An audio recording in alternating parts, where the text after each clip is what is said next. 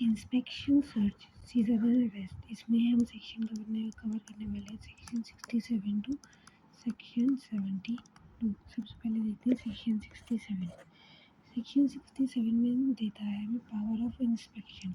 कोई भी officer upon written authorisation of officer not below rank of joint commissioner, वो inspect कर सकता है क्या टैक्सेबल पर्सन को, या फिर टैक्सेबल पर्सन को अगर उसे लगता है कि वो क्या कर रहा है, सप्रेस्ट कर रहा है ये ट्रांजेक्शन, या फिर सप्रेस्ट कर रहा है स्टॉक इन हैंड्स, या फिर उसने क्लेम किया है एक्साइटी से, या फिर कंट्रीब्यूट किया है कोई भी प्रोविजन या फिर रूल ऑफ द एक्ट। और वो इंस्पेक्ट कर सकता है प्रॉपर ऑफिसर किसी पर्सन ट्रांसपोर्टिंग गुड्स को, ओनर को, ऑपरेटर ऑफ वेयर हाउस और गोडाउन को, या फिर किसी और अदर प्लेस को जहाँ पे गुड्स रखे हैं with intention to evade tax और to escape payment of tax. ये हो गया हमारा सेक्शन 67। पावर ऑफ इंस्पेक्शन, किसके पास power of inspection, joint officer not below rank of joint officer के लिए इंस्पेक्ट कर सकते हैं टैक्सेबल पर्सन को, पर्सन ट्रांसपोर्टिंग गुड्स को, ओनर को, ऑपरेटर ऑफ वेयर हाउस को, गोडाउन को, या फिर किसी और भी प्लेस को जहाँ पे गुड्स रखे हैं with intention to evade tax और to escape payment of tax. आते हैं सेक्शन 68। सेक्शन 68 इन्वेस्टिगेशन की पावर देता है उन गुड्स की जो कि मूवमेंट पे है। ठीक है, person in charge of conveyance, person in charge of conveyance को भी प्रॉपर ऑफिसर इंस्पेक्ट कर सकता है। वो उससे कह सकते हैं प्रोड्यूस करे prescribe documents device for verification और अलाउ करे उसे इंस्पेक्शन। ठीक है, यहाँ पे थी प्लेस पे वो इंस्पेक्ट करे हुए, यहाँ पे वो गुड्स इन मूवमेंट पे इंस्पेक्ट कर रहा है। नेक्स्ट आते हैं power of arrest. Commissioner authorise कर सकता है any officer subordinate to him, कोई भी ऑफिसर जो सुपीरियर रैंक पे है, to arrest a person who has evaded tax of amount exceeding 2 crore. अगर किसी ने 2 करोड़ से ज़्यादा का टैक्स इवेट किया है तो कमिश्नर उसे पावर दे सकता है कि वो उसे अरेस्ट करे। पर्सन अरेस्ट हुआ है, ठीक है, हो सकता है उसने cognizable and non bailable offence किया हो, या फिर उसने नॉन कॉग्निजेबल और बेलेबल ऑफेंस किया हो। कॉग्निजेबल का मतलब उसने सीरियस कैटेगरी का ऑफेंस किया है जिसमें ऑफिसर के पास अथॉरिटी होती है कि वो उसे अरेस्ट कर सकता है विदाउट वारंट और स्टार्ट कर सकता है इन्वेस्टिगेशन विद और विदाउट परमिशन ऑफ कोर्ट। ये नॉन बेलेबल ऑफेंस होता है। नॉन कॉग्निजेबल मतलब लेस सीरियस कैटेगरी का ऑफेंस है, और ये बेलेबल ऑफेंस होता है। इसमें पुलिस ऑफिसर के पास अथॉरिटी नहीं होती अरेस्ट करने की, और विदाउट वारंट वो इन्वेस्टिगेशन नहीं कर सकता without order of court. Section 132(1) में 9 तरीके के ऑफेंसेस होते हैं, जिसमें से 4 कैटेगरी के जो ऑफेंसेस होते हैं सेक्शन 139(1) A to D, इसमें कमिश्नर ऑर्डर दे सकता है अरेस्ट का, जबकि जो 5 कैटेगरी के ऑफेंसेस हैं इसमें अरेस्ट का कोई रोल नहीं है। अगर ये ऑफेंस E to D ये फर्स्ट टाइम ऑफेंस है और उसमें अमाउंट 5 करोड़ से ज़्यादा है तो ये कॉग्निजेबल एंड नॉन बेलेबल है।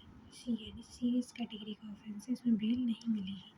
लेकिन अगर यही ऑफेंस का अमाउंट 2 करोड़ से 5 करोड़ तक का है तो इसमें बेल मिल सकती है, और अगर ये 1 करोड़ से 2 करोड़ तक का है तो अरेस्ट नहीं होगा। लेकिन अगर सेम ऑफेंस को अगर आपने रिपीट किया है तो इर्रिस्पेक्टिव ऑफ अमाउंट आपको अरेस्ट कर लिया जा सकता है, और ये non cognizable and bailable offence होगा। फिर आता है पावर टू इशू समन।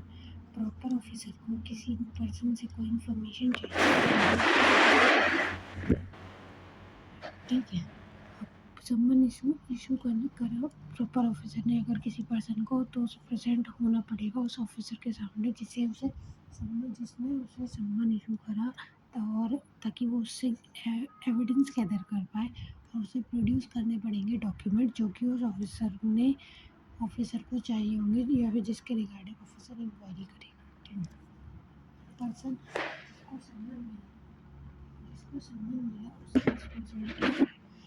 जिसको समन मिला वो लीगली बाउंड है, उसे अटेंड होना ही पड़ेगा, या फिर अगर वो अटेंड नहीं हो सकता तो अपने किसी ऑथराइज रिप्रेजेंटेटिव को भी कह सकता है कि वो जाके अटेंड करे उससे पर्सनली मिले ऑफिसर से, जो टाइम समन में प्रिस्क्राइब्ड है। ठीक है, उसमें वो जो भी बात बताए ऑफिसर को वो सच होनी चाहिए। सब्जेक्ट मैटर जो समन में लिखा था उसका एग्जामिनेशन होगा और उससे हो सकता है प्रोड्यूस करने पड़े डॉक्यूमेंट सेटिंग जो ऑफिसर उससे मांगे। अगर वो प्रेजेंट नहीं होता ऑफिसर के सामने तो क्या होगा? अगर वो जिसे समन मिला वो प्रेजेंट नहीं होता ऑफिसर के सामने विदाउट रीजनेबल जस्टिफिकेशन, तो उसके ऊपर प्रोसिक्यूशन इम्प्लीमेंट हो जाएगा, उससे एब्सकॉन्ड कर दिया जाएगा टू अवॉइड सर्विस ऑफ समन। और अगर वो प्रोड्यूस नहीं करता डॉक्यूमेंट्स तो भी उसको प्रोसिक्यूट किया जाएगा अंडर आईपीसी सेक्शन। या फिर अगर वो फॉल्स एविडेंस देता है तो भी वो प्रोसिक्यूट किया जाएगा अंडर आईपीसी सेक्शन। या फिर वो अपीयर ही नहीं होता तो उसे पेनल्टी लग जाएगी 25,000 की अंडर सेक्शन 122(3)(d)। ठीक है। सम्मन इशू करने की गाइडलाइन जो कि प्रॉपर ऑफिसर को ध्यान में रखनी चाहिए कि सम्मन जो है वो रिपीटेडली इशू नहीं होना चाहिए, ये लास्ट रिजॉर्ट है। बिल्कुल आखिरी में हमें सम्मन इशू करना चाहिए जब कोई और हमारे पास वो नहीं बचे जिससे हम एविडेंस कलेक्ट कर सकें, तभी ऑफिसर को सम्मन जो है वो इशू करना चाहिए। लैंग्वेज सम्मन की हार्श नहीं होनी चाहिए। ऑफिसर जो इशू कर रहा है सम्मन उसे क्या करना पड़ता है, उसे एक रिपोर्ट सबमिट करनी होती है, record of briefing to officer authorise जिसने उसे ऑथराइज किया था सम्मन इशू करने के लिए।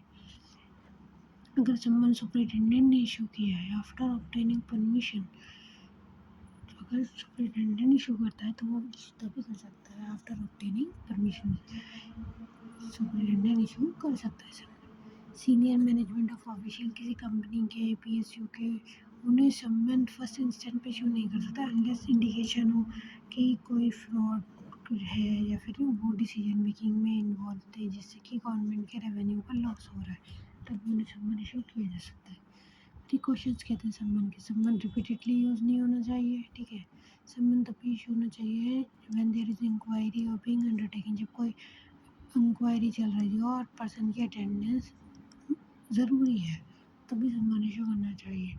स्टेटमेंट सम्मन हमने इशू किया जो पर्सन है वो प्रेजेंट है, आपने उसकी स्टेटमेंट रिकॉर्ड करनी है तो ड्यूरिंग ऑफिस आवर्स रिकॉर्ड करनी चाहिए except in case of exceptional circumstances. Statement of accused should be written, जो वो स्टेटमेंट दे रहा है वो should be recorded in minimum number of appearance, कम से कम बार उसे बुलाकर उसकी स्टेटमेंट को रिकॉर्ड करना चाहिए, पोस्टपोन नहीं करना चाहिए। टाइम ऑफ अपीयरेंस, समन के नोटिस में जो टाइम दे रखा है उस पर ही हाँ उसकी रिस्पेक्ट करनी चाहिए, पर्सन को ज़्यादा इंतज़ार नहीं कराना चाहिए unless it were is matter of strategy, unless की कोई मैटर है स्ट्रेटजी। अब आते हैं section 71। Section 71 access to business premise, business premise का एक्सेस कौन ले सकता है? Officer not below rank of joint commissioner access कर सकता है बिजनेस प्रमाइस, किस लिए? ऑडिट करने के लिए, स्क्रूटनी करने के लिए, वेरिफिकेशन करने के लिए या फिर चेक करने के लिए। ठीक है। या फिर इन्वेस्टिगेशन के लिए।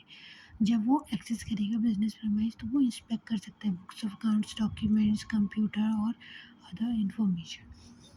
Person in charge of premise पे जो पर्सन इन चार्ज है वो क्या करेगा, उसे फर्निश करने पड़ेंगे documents within 15 days from demand is made. Proper officer ने जब डिमांड करी उसके 15 दिन के अंदर अंदर पर्सन इंचार्ज को डॉक्यूमेंट सबमिट करने पड़ेंगे।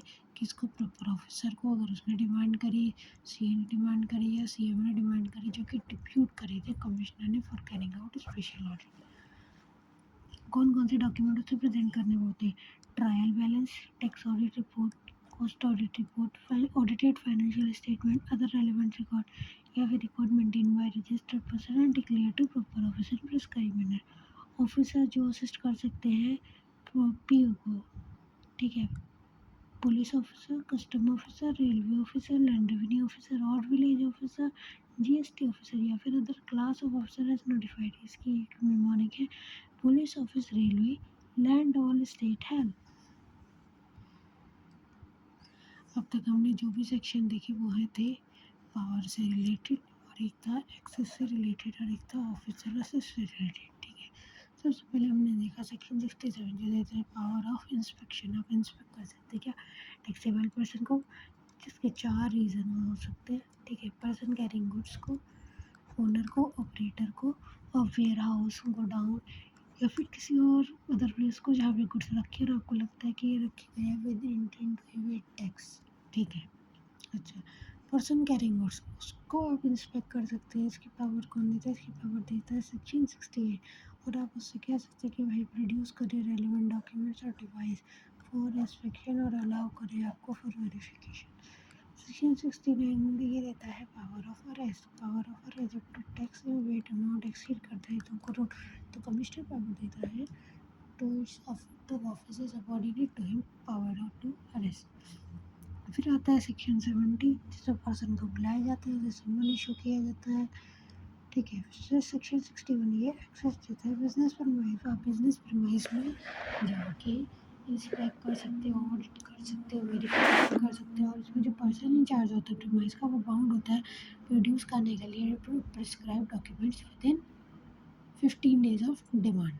15 वर्किंग डेज है इसमें, working days 15 working days. Section 72 officer जो असिस्ट करते हैं प्रॉपर ऑफिसर को। इसमें था हमारा land custom railway police, land custom railway, all state, all state officer, all village officer and other officer as may be notified.